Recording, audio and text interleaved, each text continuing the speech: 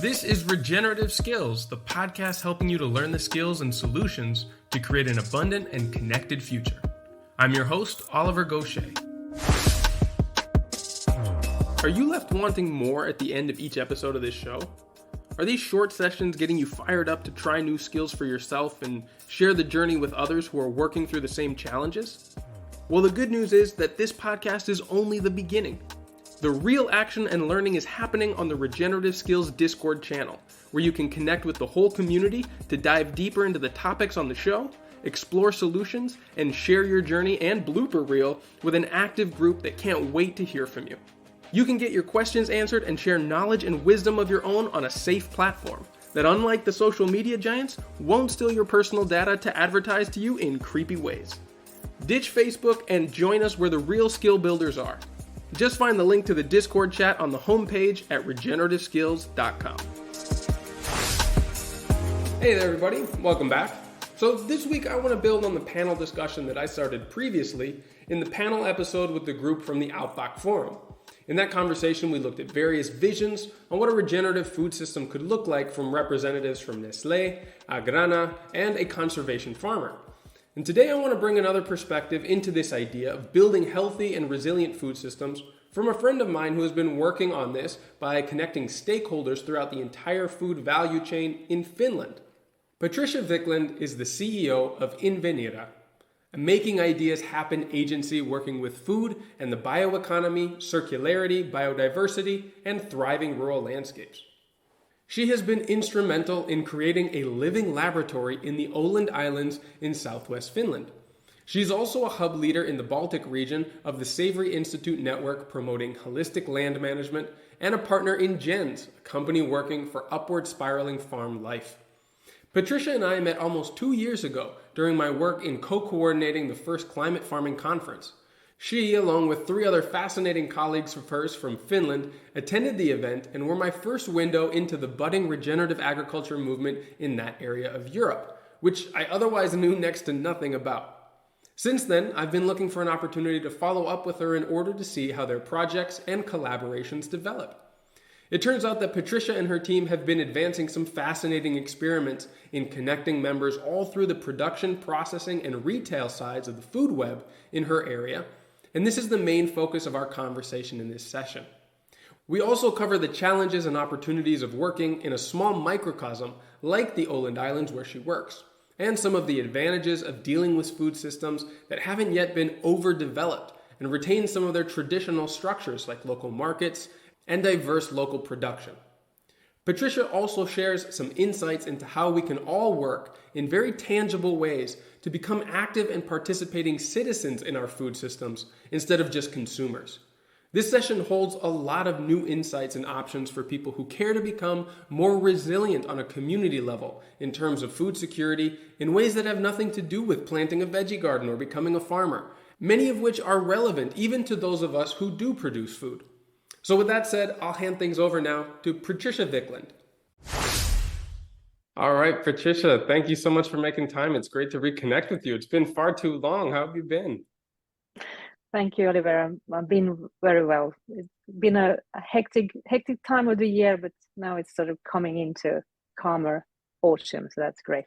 Oh, I'm glad to hear that. Well, tell me about some of the things that you've been working on, some of the projects that have been hectic, but leading you into a calmer state now.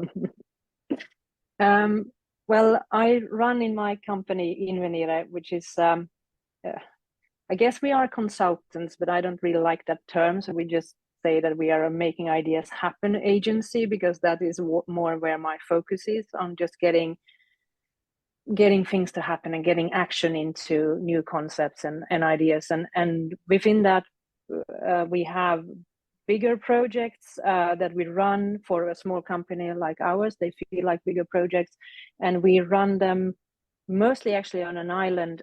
I'm based in Finland, and we have an island, Åland Island, which is the big island between Finland and Sweden. And I run most of my projects there to have a little bit of a living lab, because it's a society of 30,000 inhabitants. They have a little bit of autonomy in how they do decision making, everything. So it's like a mini state, more or less. So it's quite good, especially when we're working with bigger topics like changing the food system and things like that, then it's actually an ideal place to work with a whole society, but in a very small scale. And on that island, I run some projects currently, and one is connected to farmers working with sort of water protection and just sort of water smart agriculture in general. And it's a few years that this project is running, and we work quite intensely with farmers on very practical issues, but then also bringing them together around for a water body or something like that, and looking at more sort of complex issues. And then we also work on a higher level of trying to get the whole agricultural system to take into account these topics more. So that project has been keeping me busy because, of course, it's farming time, summertime, so there's a lot of soil sampling and working with soil health and other things during that time. And then the other project that I'm currently quite excited about is one that is connected to our natural pastures, or semi-natural pastures, as they are called. And this comes from that before, when we had smaller farms scattered all over the country, we also had smaller animal units, and everyone had pastures around their farms. And nowadays, when the agricultural landscape looks different, it's bigger farms, bigger animal units, not as much grazing as before, and that has left our natural pastures a little bit without stewardship. Currently, the idea is that it's taken care of with subsidies and all that. So you are encouraged as a farm owner to take care of them by having animals there, but you are mostly doing it because of the subsidies, and that doesn't seem to be a very sustainable long-term option, at least not from our view. So that's why we're working with this project, where we're looking at biodiversity, the pastures as an ecosystem platform for many other things, and how can we design new ideas and business concepts that could make sure that they are taken care of long term, because the natural pastures have been created by humans and the animals, and it's like they have co-evolved with humans, and these landscapes have been created by the human decisions, but also how the animals have moved and grazed and all that. And now we're looking at new ways of working with them, and what kind of potential they have to be important for the whole society, but also for the farmers to be more, find more profitable and more long-standing ways of continuing grazing, because that's one of my sort of big issues and topics that I like to talk about, and that is how to have animals out grazing so that our landscapes stay vital. Well, look, let's explore that in a minute, but to give me some context, because I will admit I do not know very much about the traditional land management practices in Finland or the Baltic states. Can you put me in situation here about some of the history and the current situation of land management and farming in that part of the world? Yeah, sure. But I'll probably focus on Finland, because all countries are different, and then certainly won't speak about all the different countries because they are in different stages. But Finland is, we used to have quite small farms, quite diverse farms, and of course, because of our location and the fact that we have very cool summers, but we have normally quite a lot of rainfall, and so it's quite green and lush, and we have a lot of forest. Almost 80% of our surface is forest, and we have a lot of lakes and all that. So we have a very sort of abundant nature when it comes to green, and that also has created that for animal production, it has always been quite optimal, because we have a lot of grass. We have very intense summers especially in the north, when the sun is up all summer round, and all that. So very intense summers, and that has been sort of optimal for grasses. So meat production and milk production have always been very important. And then we have certain areas in the country further south, for instance, that have been very good for grain or specialty crops or something different. And from there, some orchards also in the south of the country and all that. So it's sort of been these sort of, we've had the basic agriculture of quite diverse farms, and then we have some specialization.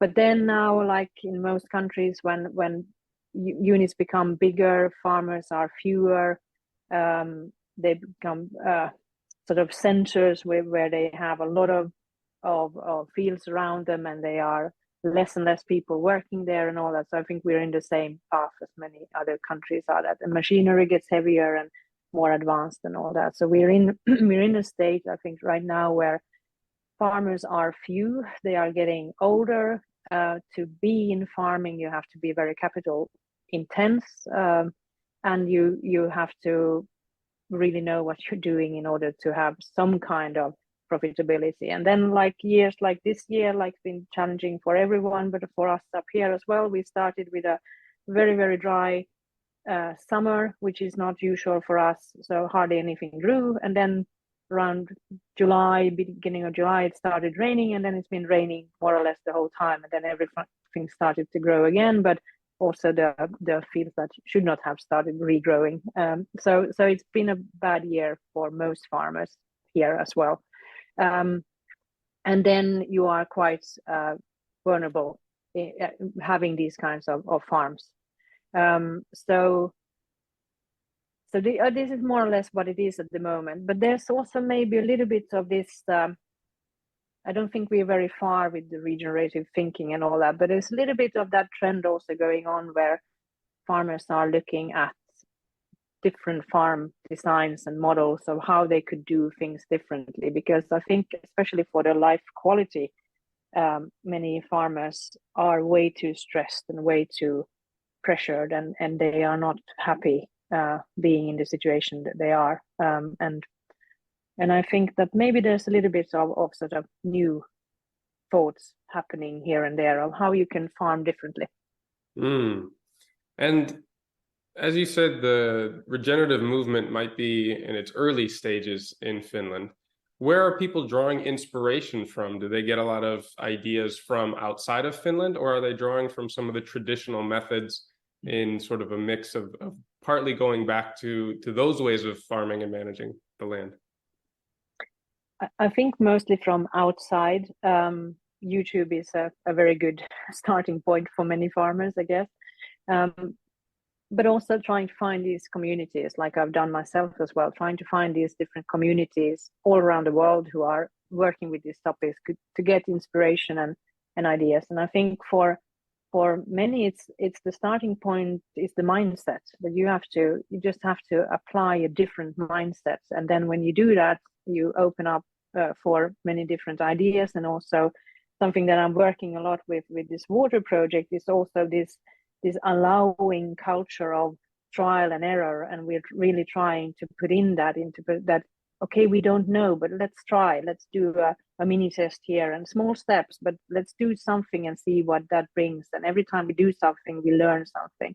And I think if you get into that mindset, then suddenly the world is open for you. There's so many different places to get inspired, and people you can get inspired by. So it's for me, it's more the everything is out there, but you have to have the mindset and the curiosity to start digging.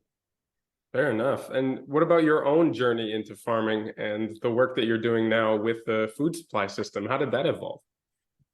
Well, that probably comes from that. I'm actually not a farmer. So I live on a farm. It's a dairy farm, and it's my two older sisters who are running the farm. But I've have had this connection always being half time in city, half time here out in the countryside through my whole childhood and youth. And then always been very drawn back to the land. But then as number three, they are taking care of the farm. And I have always had this sort of, I'm educated in business, and that's been my path, innovation management and other things. And my company, when I started that, just after I finished my studies, I went into, just a little bit by accident, one of my professors knew that I had this interest for food and agriculture, and she had happened to have a small project that was supposed to be like 3 months or something, just as I was finishing, and it was about the food innovation, a small project. And then I said, well, I can do it 3 months, no problem. And I'm still on that same path now, 20 years, well, more than that, 25 years later. So sometimes it's these small requests that take you on a certain path. But then my path into Regenerative was actually that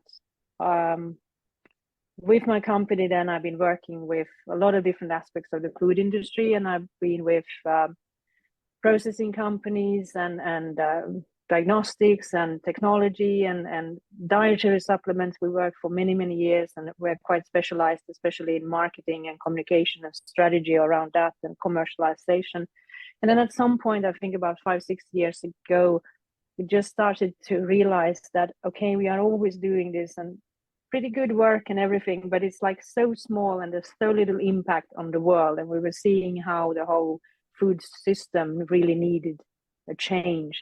So then we decided that to actually come away from that quite sort of nice and interesting and profitable path and start looking for other ways of working with more impact and having bigger projects and taking a few steps up from only working with particular companies to working with bigger topics. And that always takes some time. So it was a bit of a struggle to get into this kind of mode that we're working currently, but I'm very happy that we did that.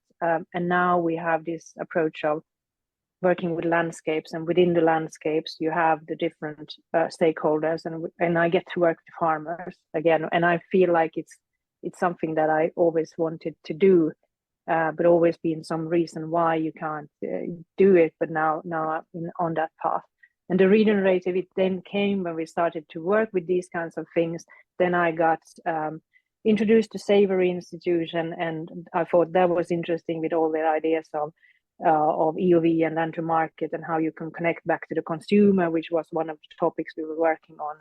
And then from there it went, and through that I learned to know climate farmers and many other networks around the world, and it's been an amazing journey, and also come to a point where I actually get to work with other people who are just as interested in regen. Yeah, it's a really wonderful and dynamic space that we get to operate in at the moment, with a lot of inspiration and a lot of vision.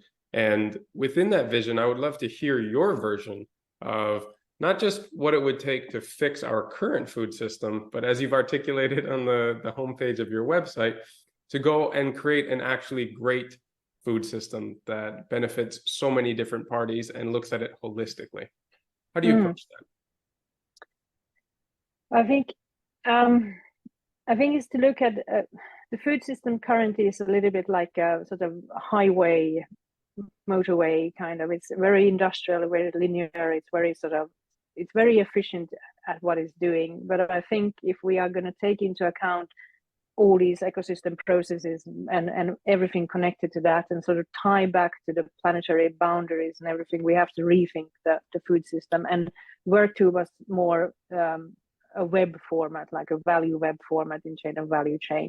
And the web format by itself sort of starts to bring aspects like it needs to be local, it needs to be circular, it needs to be adaptable to the landscape it's in. And also this idea that we have about these landscapes is that it's a landscape of people, and they care about their own landscape. And the more we can circulate nutrients and water and products and values and everything within the landscape, it's more like a human scale, and then people get more engaged. And that's the other part of it, that we also program into this, like we have a producer and a consumer. And our idea with what we've been working is that we have to start, there is no consumer, it's a passive role, something that you are put into because it fits the system. But for us, it's more like we talk about food citizenship, but it's about you taking a completely different, what is my role as an individual? You start thinking, what is my role within the food system? What kind of actions can I take? What kind of roles can I take as an, invest or farm myself or buy directly from someone nearby or be part of a network or whatever.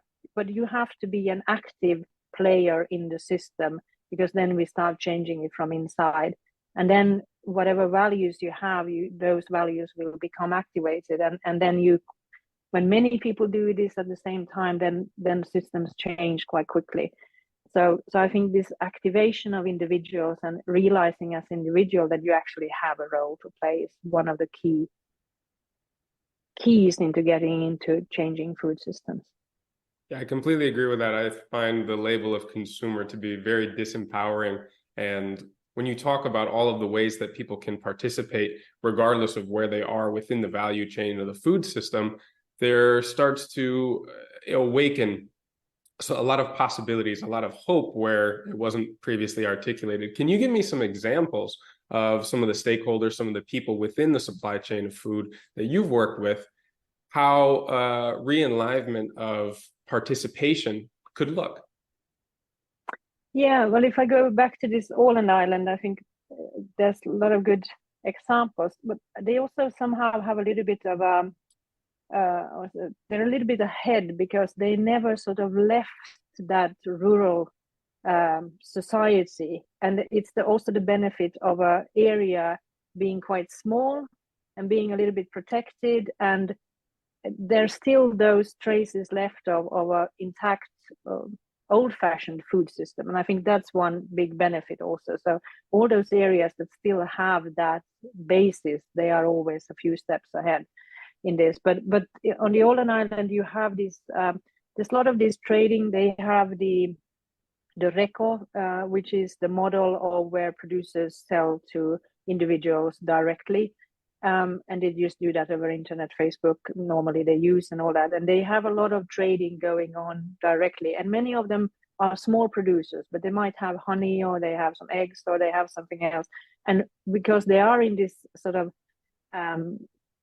condensed society, it works very well. So that's one typical example where pretty sort of basic producers can sell their produce directly to a user.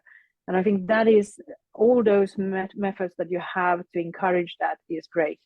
And the other thing that they do currently right now is that they have, and they've had this for, 20 years at least, they have this one weekend in September when many of the farms open up for the public.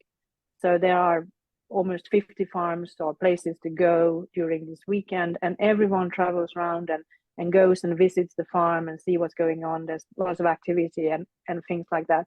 And that sort of culture that you have this, that you open up and want this relationship building and this contact is unique as well. And I think that's one great way.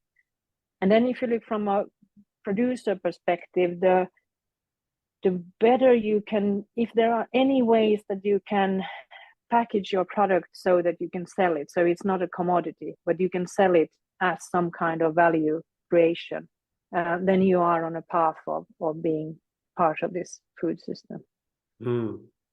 Yeah, I have personal reference to examples like that from living in Guatemala, living in Senegal, where, like you said, development hasn't come in such a strong way that they are still very far removed from many of the ideals that we try and get back to with things like bringing back farmers markets or other kind of small efforts that move us towards a more direct relationship with the people who produce our food.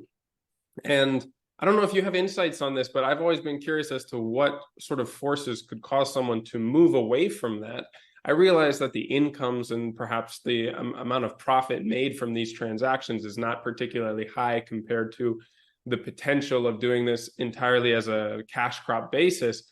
But it seems like the people in these closer interactions and more traditional food systems are happier, are quite a bit more connected with the people and the community that they are producing for or that they are consuming from, and that these are not merely transactional relationships that actually go beyond and create deeper connections. Has this been your observation as well? Do you have an insight into how these start to break apart? At least from I think what I can see is maybe a little bit on a higher level with the food system, and it's this.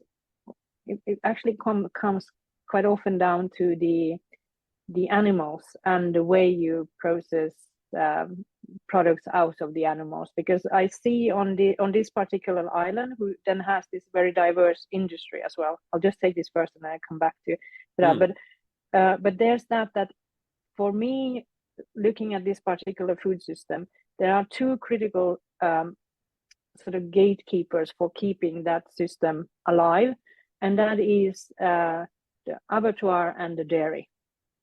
Because you have to, for me, this sort of animal integration is so important in these concepts. And up here for us, it's the cattle, the sheep, and if you have that function working so people can have animals, that is one important step on sort of the whole food system so that it works. Because if you can see regions where you lose the abattoir, you have it dies off very quickly. And the same is a little bit with the dairy, because these are could be also fishery if you're closer to the coast, but these sort of high protein in a way in connection to land. I think that is one key in the system. But then coming back to your question is then also that what for those to remain, that what is then needed. And I think it's also this, that they see themselves as active individuals within the landscape, and they have a connection to the land. And if they lose that connection to the land, I think then it starts to break up quite quickly. And we can see a lot of this happening in our countries up here, is that people live in the countryside, but they are not, they don't have a rural lifestyle. They live some kind of urban lifestyle, but they are in the countryside. And that is a sort of a sign of that disconnect with the land.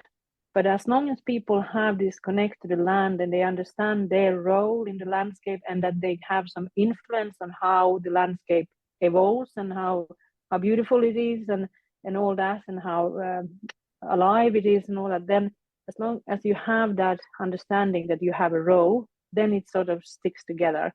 But if you lose that connection, then it starts to break up very quickly, because then it's other forces that start spurring the system in other directions. So I don't know if that's answering your question, but for me, that is actually the key, the connection to the land. No, that's really interesting. Landscape.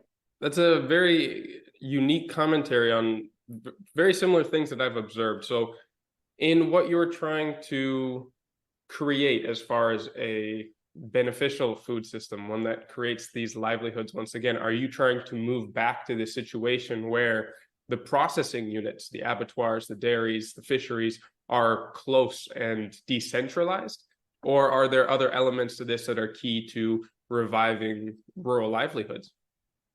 I think within the food system, it doesn't matter what kind of food system it is at the moment, but within those food systems, we see that there is room for these local circular, we call them agroecological symbiosis. So it's some actors working together, and they are circulating more or less nutrient or energy, but it also can be produce or raw materials and whatever it is. But it's this idea of being dependent on other actors, and together you create some kind of circularity. And we've been doing this on bigger scale. So we're doing this, for instance, we have a potato factory, quite a big one from one of the big brands, is there on the island, and they have a biogas unit, and then they are collaborating with some dairy farms.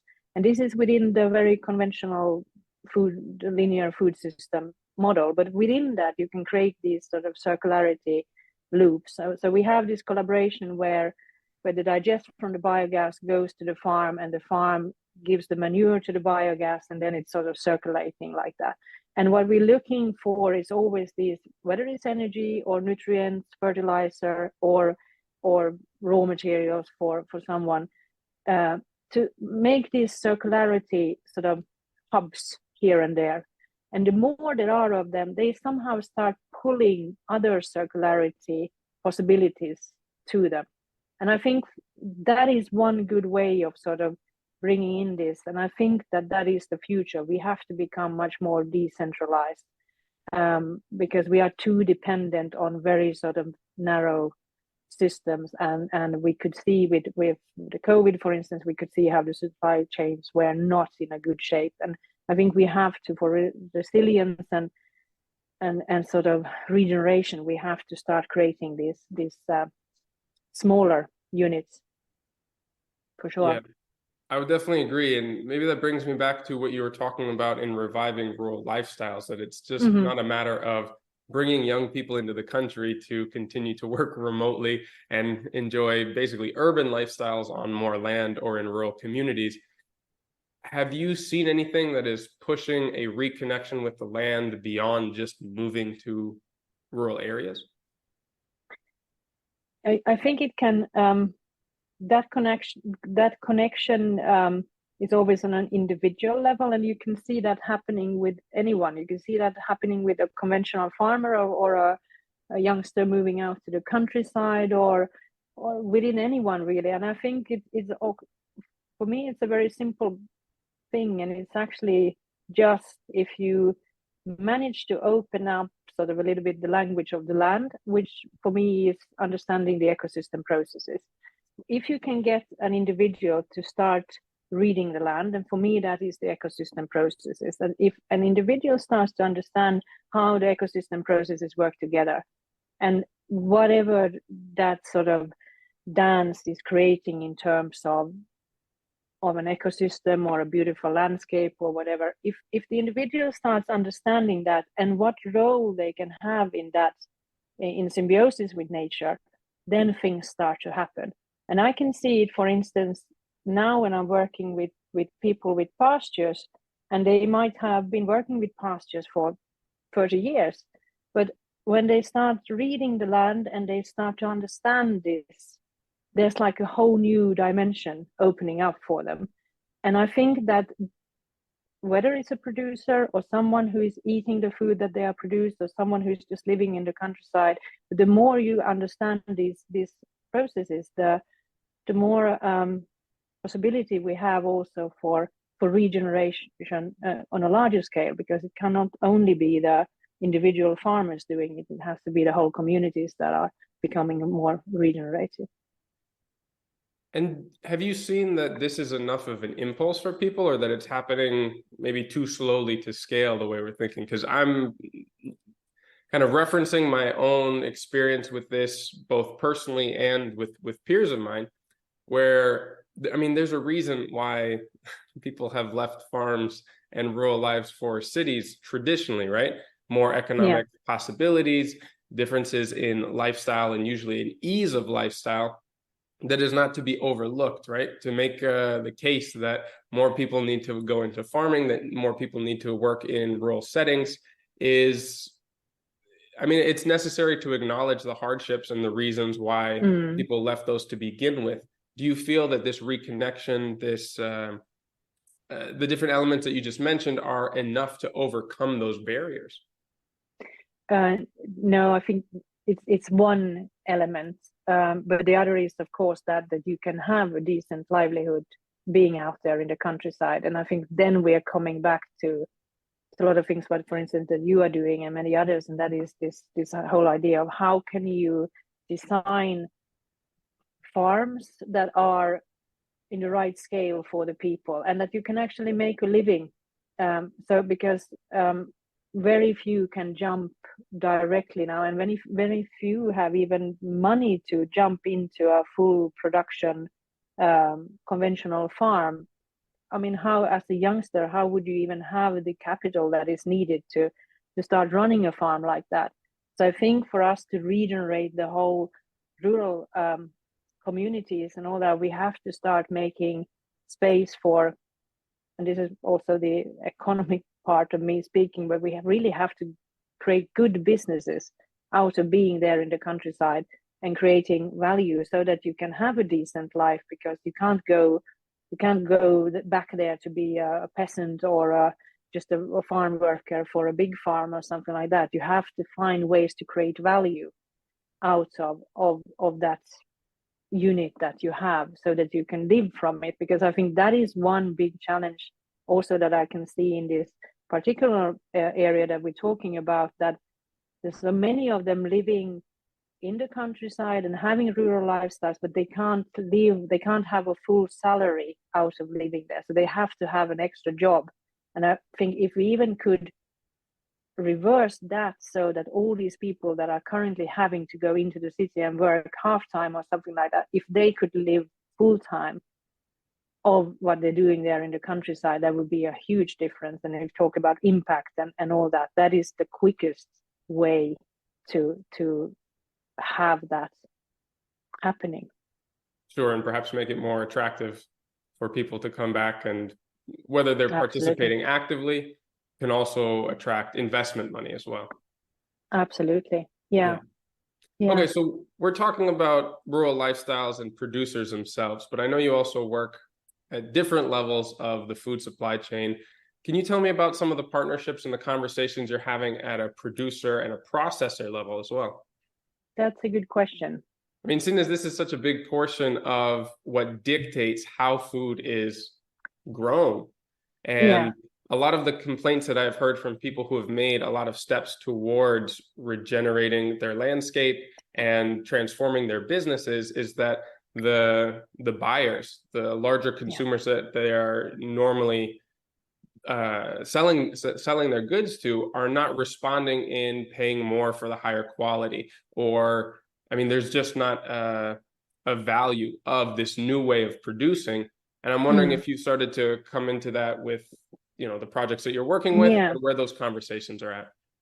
Yeah, and in a way, I've worked so long in creating value, whether through communication or strategy or business models or whatever. And I'm not sure that there is that value to be created by doing something differently, selling it to the following party in the value chain, and thinking that you will get be more paid for that. Because it's a tough environment there, and it's sort of, there's very little loyalty, and there's very little, you're always in that very tough transactional mode when you are in these setups. So for me, which is, I think, is also so important with what we're doing within GENS, the other organization that I'm connected to, is that we're also trying to look at, there's two ways. Either you get more money out of what you're producing and someone wants to pay more for it, or the other is that you change your production so that you have lower costs.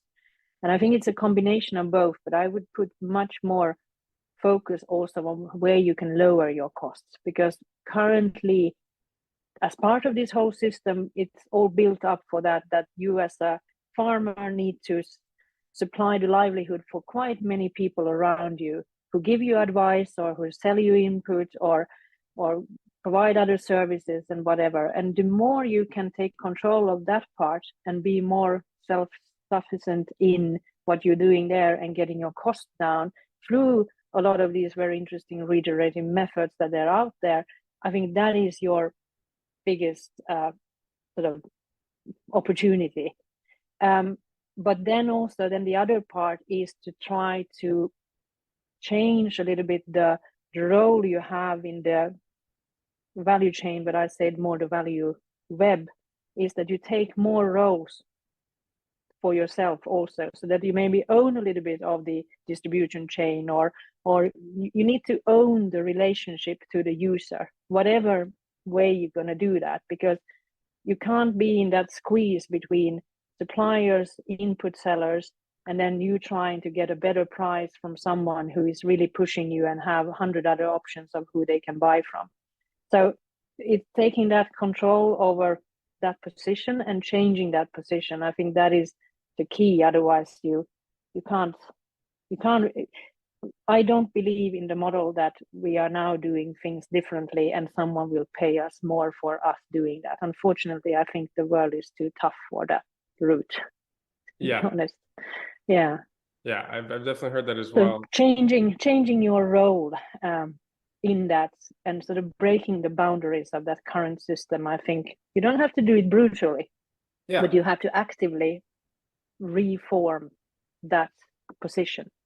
Well, so this sounds similar to an idea that I've heard from Mark Shepard in the past about Mm-hmm. owning different parts of the supply chain from the producer side so that they get a little bit of a cut at each level of production all the way until sale. Now, traditionally, the way to overcome that was just to be the direct seller. But now that there are so many different stages in transforming our foods and marketing and the business side of things, getting them to the final consumer, it's not as direct, or at least in most cases it isn't. What does it look like? Is this a cooperative model? How can farmers have a little piece of the pie at each stage of value? I guess there are many different models for that. And unfortunately, I think that there are more surfacing all these different models of how you can do it. Um, and I think that's also, there's not going to be a one fix for everyone, because it's again a little bit connected to your context and where you are and how many people you have around you, and where you can be participating and what your opportunities are and all that. So it's sort of but I think as long as you get a my here on this farm, this dairy farm, so it's always been, now it's my two sisters who owns it. Before that it was my mother and my aunt, and before that it was my great aunt. And she always said, like, because she was building here the local dairy, and she was really into this sort of developing the milk industry from very small scale to a little bit bigger scale. But she always said, like, there's only one role you want to have, and that is to be the middleman. She said, like, Mm. in next life she wants to be the middleman, because then you get your shares of what you're doing. And I think it's a little bit the same there, that how can you as a producer think about how can you become a little bit the middleman in whatever it is. Either you have the direct relationship to the one who is using your products, or you can try to find ways of become in that food web, that you become, where you become important in these connections. The more nodes you have around, the better. But I don't really want to say exactly what, because I think that's also one challenge that we have, that we see a model working somewhere and then we just want to copy that model and move it into what we are doing. But I think we have to start from our own landscape, the people, what we have, and the structures we have, and develop these innovative designs from there. Because if we try to copy paste, it doesn't work. And how have you seen this being pioneered in Åland, where you've been working? Well, there we see, apart from these record rings that I talked about, where you have a lot of producers, that's more or less direct sales. But we also have one very interesting regenerative farmer who is in grains, and he has these more traditional ancient grains that he's focusing on, and he, together with another farmer, they have an own mill together, and they actually pack the products and sell them to the supermarkets or to people directly and all that. So they take in a bigger share of the value chain, and they own the relationship to the consumer, and which we shouldn't say, but the food citizen. And so that's one example. Then we have some that have started CSA, so they have this sort of very intense relationship with their users, and they have quite a fun thing where you can rent, and it's an orchard, and you can rent an apple tree, and you can come and pick your own apples from that apple tree. And if you don't want to pick it, they can pick it for you, and they can also make juice, because they're also taking a bigger part of the value. So they have their own juice pressing and all that. So, and they knew they were a smaller player, and they were in the current system, and they saw that they couldn't keep up with this becoming bigger and bigger and more efficient. So they decided, how can we create more value? And now tourism is another thing that they connect very much to that. And tourism is also a very useful, or having sort of visitors coming for different reasons, because that's also a value that you can sell. And I have a few interesting farms over there who are taking incredibly good care of their pastures and have done that for a very long time, and then they can, for instance, sell deer hunts, because that landscape is perfect for deer hunting, for instance. So you create these platforms from where you can create value in different ways, but it's all quite small scale and people to people, and you can't scale it into something huge, but you can replicate it into something huge. I think that's one important thing as well. So rather than having one or two large producers and processors, you have a bunch of decentralized in specific areas, and they serve their local communities. Yeah, and they're often connected to each other, so you have this network between them also, so they're not separate from each other. It's always some energy going in between these different hubs as well. I think that's important. Yeah, I mean, so much comes up in this. There's the criticisms that I know of this model, and talking about how the efficiency breaks down when it's decentralized like this, and that's the main advantage to the large centralized systems that we have. But that what you gain from doing this is resilience and a flexibility that the large players don't have. Is there a way to marry the advantages of both, or is it always going to be a compromise as to whether or not we have this higher efficiency or the resilience and flexibility? I think it's always a balance. It's always a hybrid of some sort, because I don't think there is sort of need for that to try to make it sort of very clear cut that this is that or this is this, or because as long as you sort of have this mindset of circularity and being embedded in your landscape and taking care of the ecosystem processes, you can be a little bit bigger or you can be a little bit smaller. It's like we have in nature also. When you come to an ecosystem, you have all kinds of different players and they are playing together, and there is some kind of dynamics between them. So I think that there's always room for efficiency, but I don't see the problem is with some of the actors in the current industrial model who don't see anything else than an upward going growth without, where you just have to have more and more and more and more in order to come up to the next level and the next level. And the area up here is a good example. I mean, how we have increased the amount of animals per farm. And when I ask a dairy farmer, what is the limit? When are you going to stop? At how many thousands of cows are you going to stop? Because there's always, okay, we have to go up to the next one and next one, but the profitability doesn't increase.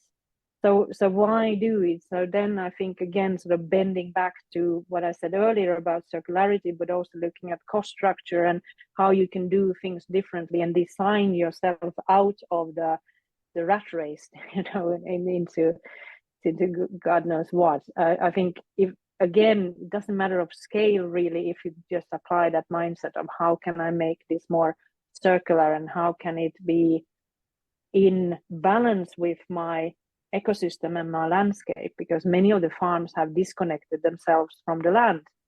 And I think that is a big problem. Sure.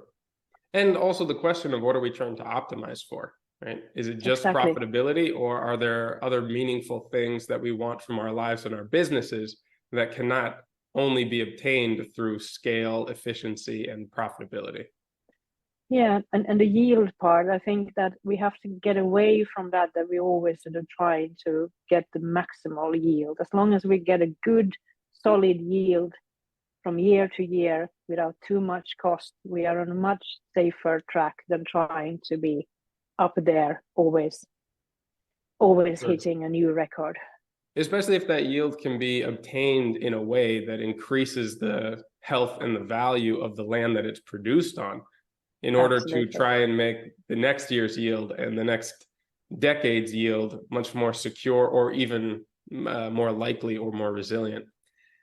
I'm curious too, what other learnings, what other inspiration you have gained from this project, this little microcosm that you've been working on in Åland, and if you see similar things happening in the larger space, or if this is something that's unique to the confines of an island. Yeah, that's an interesting question that we are actually exploring, because we know that on an island, and I've seen this in other areas as well, that on an island you have this sort of somehow in the culture, because you have the boundaries, and we've been talking about that as well. That okay, what happens when you're trying to establish this same idea somewhere in a region without so clear boundaries? But I still think, which is a bit challenging for many areas nowadays, I think it's actually the closeness of people. That how can one farmer still go to the other farmer for a coffee, and he or she can do that within sort of 15 minutes, or does that farmer have to drive 2 hours to go and have a coffee with the other farmer? And if you have that approximateness, that you have that closeness, that you can do that, there is a natural system of how these things just keep evolving. And the more, and that's quite typical for people on an island also, is that they have very sort of good understanding of what the neighbor is doing for many different reasons, but they always have this sort of awareness of what's going on. And I think we come, especially here where I live, which is not on the island, there's less and less farms around us, and it becomes quite sort of distant, and you don't find these natural collaborations anymore, and it's all sort of also starting to be quite transactional, when it used to be very relationship built everything. So I think think about that how many minutes does it take you to drive to another farmer to be able to sit down in a coffee table with them? Zoom doesn't help. It has to be a real coffee table. Yeah, for sure. I want to go back to one thing that you mentioned before about reimagining the relationships and getting rid of the concept of consumerism and transforming it into food citizenship. Can you go into what that means to you, and how people can take active part in the food supply systems they're part of? Yeah, I mean, it can be anything really, as long as as I said, as you are sort of active, and you decided you have an active role. Because I think one of the biggest challenges is that people think that doesn't matter what I buy in the shop, or it doesn't matter how I produce my food or anything, or sort of, and have no knowledge about that product, or who produced it, or how it was produced, and all that. So I think that is the main thing, that you start finding out. So the smallest level of becoming a food citizen is that you actually start finding out about your food. And what we actually did, and unfortunately it is in Swedish, so it doesn't work very well for the international audience, but we actually had, in a previous project where we were exploring the food citizenship, we had a journalist, a freelancer that we used for, I think it was almost 1 year. He was like a guinea pig for food citizenship. And we had this concept going on where my colleague had developed for him like a training program to become a food citizen. And then he got, like, every second week he got a new task, and he never knew what the new task would be. But then he went out and explored, and then he did it, and then he reported back on what he had learned. And that was quite a fun exercise. And if you look at some of the exercises that he did, it was, I think he actually started with recycling and nutrients, and what happened when he used something in the kitchen, where he put it, and how much he produced of waste and all that. And then he figured out also where it went and how it was processed later on, and so on. So I think he started with that. But then he looked at his food. Where does it come from? Where does his protein come from? So he looked at fish production, he looked at dairy production, he looked at meat. He was vegan for 2 weeks. He produced his own food during the summer. And then he also had later on, all these things that was about himself, he was very good at. But then when he advanced in the program, he came to a point also where he had the job of trying to connect with other and try to sort of in a way spread the thinking to others, and activate them somehow to become food citizens as well. And that was actually the most challenging for him, because that becomes then and I think that is one of the keys also for how we can get this to work, is that I think it's fairly easy, which is a good thing. It's fairly easy for us to decide about our own decisions and how we become food citizens. But then when it comes to that next step to really get that impact, is that how you interact with other people. And that is then we come into this, that can you activate other users around you, or can you become investor into something, or can you get a share in a CSA, or whatever you can do to facilitate that process. And that for him was the challenging part, but he did well in the end, and he was an incredible guy, just throwing himself completely into this task of becoming a food citizen. So we have one fully accomplished with diploma and everything food citizen on the Åland Island. That's wonderful, man. I would really love to see an outline of some of these steps, because it sounds like at the beginning it all revolves around learning about the cycles that you're a part of, and where waste goes, where things come from originally, and building an awareness as to your participation within that. And then it opens up opportunities to become more active and bring other people along.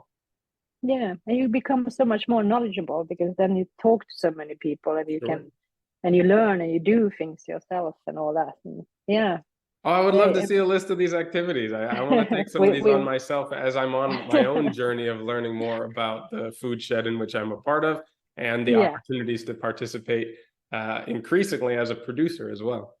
Exactly. So you're really taking on many roles of being a food citizen at the moment. Hopefully. You should have your own passport soon, I think. Okay, I'll wait for that in the mail. So, I mean, I often get asked the question about, how one can have a beneficial impact or become more sustainable in their consumption. And I think one of the perceptions, partly from all of the interest on social media and other places about people growing their own gardens, is that, oh, well, for me to be able to say that I am consuming more sustainably, I need to be producing my own food. In the past, my answer to that is, well, it depends on if you're passionate about it. I would not want you to get into something that you end up resenting or doing begrudgingly just because of this abstract idea of sustainability.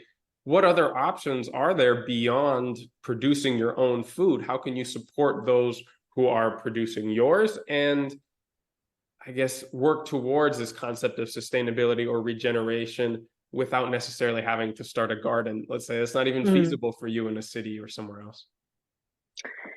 I would say just buy the food from people that are doing the things that you value, and keep buying from them, because I think it's also this long-term sustaining long-term relationship. So if you have a great beef farm close by, and that they are doing good grazing, and they have high animal welfare and all that, keep buying food from them and do it on a regular basis, because that is what they need in order to sustain what they are doing. So I mean, it's recognizing those that you want to buy from, and that you get really nourishing food, because it becomes also nourishing, because and especially if it's in your landscape and you see what impact that production also have on your landscape, whether it's orchards or whether it's grain or whether it's meat production or whatever, that you feel that I'm part of this. So by doing this, I'm also part of this. I'm upkeeping this beautiful landscape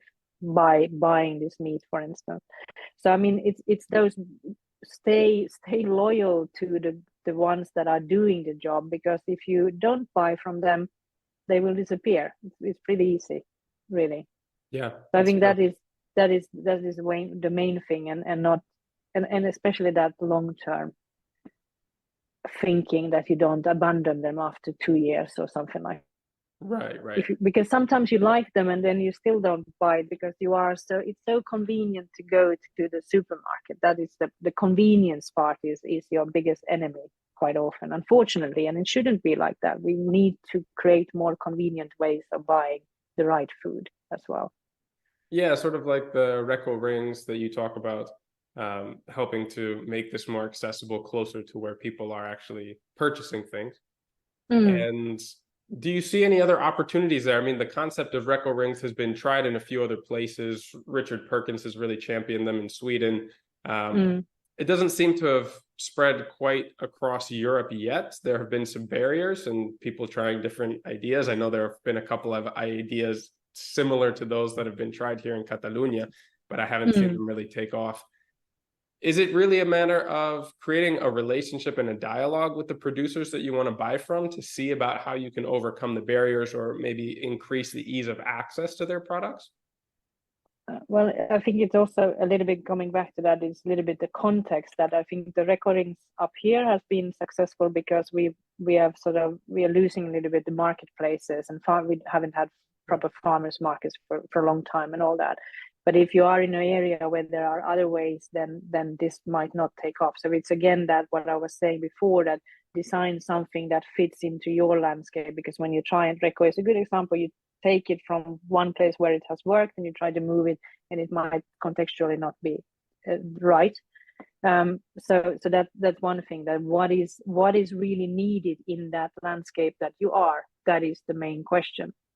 And I think one important thing is also to get producers and users to come together and discuss what is needed, because it might be sometimes very small things that are lacking, that they just don't know about each other, or there is some logistical problem or something. So sometimes I feel like we're trying to make quite big challenges out of things that might be quite simple to actually solve, but you need communication. So yes, in that way, the relationship building, but you need communication so that you can explore these ideas and be open to think together what we could do. And that is not natural for many people right now, because we are in these passive roles. But if we can encourage those dialogues between producers and users, I think that's one thing that all of us can do in different levels. Well said. And to continue with this opening of dialogue, how can our listeners reach out to you, maybe start a dialogue with you personally, or connect with some of the organizations and the company that is moving these conversations forward? You can find us at invenire.fi or gens.eu. That would be the easiest way to find my contact details. And if you want to explore Food Citizen or something, we're happy to get you going. Fantastic. Well, Patricia, it was an absolute joy to reconnect with you after all these years since I saw you at the conference. Let's hope that it doesn't take so long to get in touch, hopefully in person sometime. I would love to go up to Finland. I've never been to that area. You can come and visit this island and see what's happening there. Oh, that'd be amazing. Yeah. Right, well, let's talk about that soon. Thanks again for making time. We'll be in touch. Thank you very much. Thanks again to Patricia. You can find links to her company and our other collaborators on the show notes on our website at regenerativeskills.com.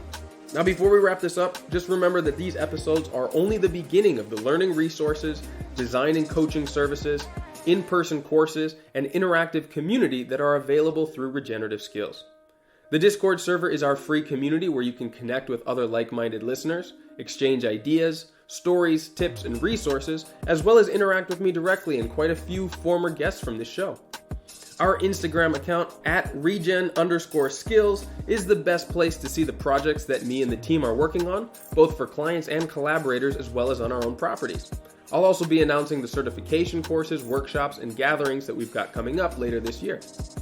If you're interested in getting dedicated support for your own project, you can now schedule a free planning session with one of our team members through the request form on our website.